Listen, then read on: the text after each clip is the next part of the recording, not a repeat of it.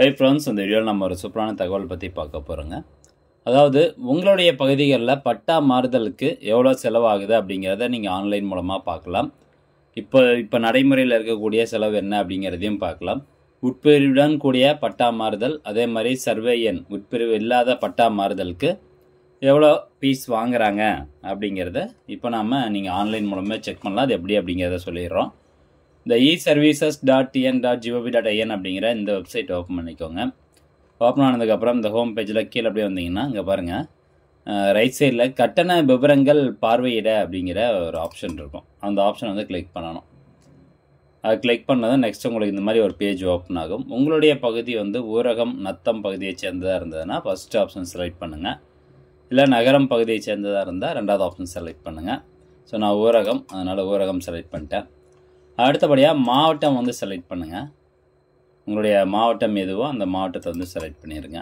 Next taluka select பண்ணுங்கள். இது கொடுத்துட்டு கீழே பாருங்கள், சேவையின் பெயர் அப்படின்னு இருக்கும். ஐஎஸ்டி அப்படின்னா இன்க்ளூடிங் சப்டிவிஷன், ரெண்டாவது என்ஐஎஸ்டி அப்படின்னா நாட் இன்க்ளூடிங் சப்டிவிஷன். நீங்கள் வந்து உட்பிரிவுடன் கூடிய பட்டா மாறுதல் பண்ணுறீங்க அப்படின்னா அந்த ஐஎஸ்டி அப்படிங்கிற ஆப்ஷனை செலக்ட் பண்ணிக்கோங்க.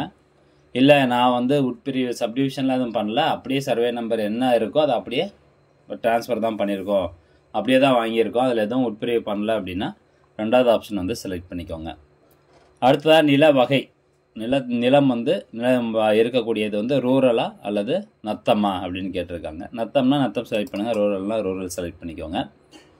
மாதம் வருடம் அப்படின்னு கேட்டிருப்பாங்க. ஸோ இது என்னென்னா, இப்போ மே மாதம் எவ்வளோ அமௌண்ட் இருந்தது அப்படிங்கிறதே நீங்கள் செக் பண்ணலாம். ஜனவரி மாதம் எவ்வளோ அமௌண்ட் இருந்தது அப்படிங்கிறத செக் பண்ணலாம். இல்லை உங்களுக்கு வந்து தற்போது பட்டா மாறுதலுக்கு எவ்வளோ ஃபீஸ் வாங்குறாங்க அப்படின்னு பார்க்கணுன்னா இந்த ஜூன் மாதம் அப்படிங்கிறத நான் செலக்ட் பண்ணிக்கிறேன்.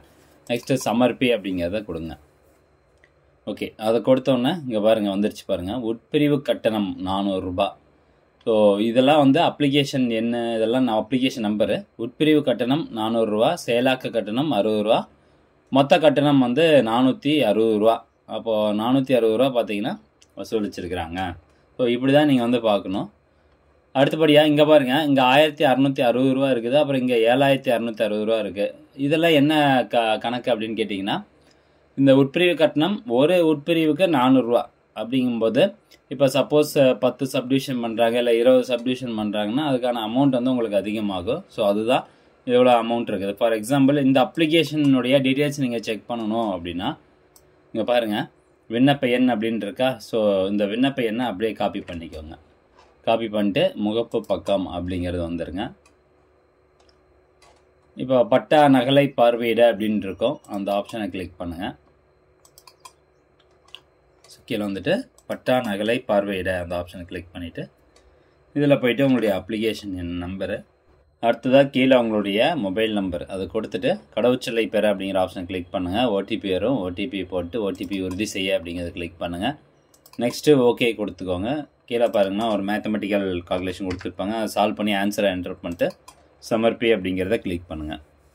ஓகே, இப்போ இதை கிளிக் பண்ணோன்னா இந்த பட்டா ஆர்டர் காப்பி உங்களுக்கு வந்துடும். இப்போ உத்தரவு நகல் பார்க்க அப்படிங்கிற ஆப்ஷனை கிளிக் பண்ணணும்.